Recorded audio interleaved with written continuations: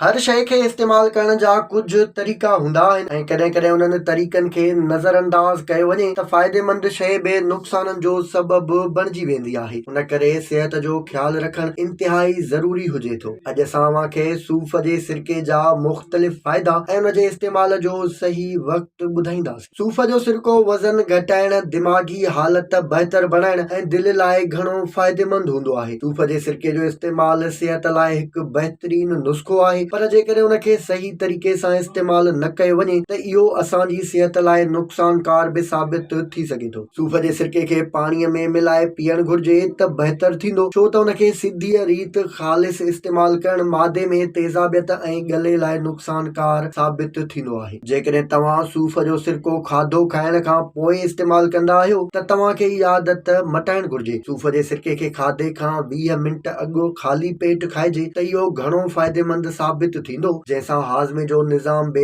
दुरुस्त रहंदो आहे। सूफ़ जो सिरको असांजे जिस्म जी अंदरी सिहत खे बि बहितर कंदो आहे ऐं उनखे चेहरे ते लॻायो वञे त उन सां चमड़ी खूबसूरत ऐं ताज़ी रहंदी आहे। पर तेज़ाबी तासीर रखंदड़ इन नुस्ख़े जो सिधीअ रीति चेहरे ते इस्तेमालु चमड़ी ख़राब थियण जो सबबु बि बणिजी सघे थो।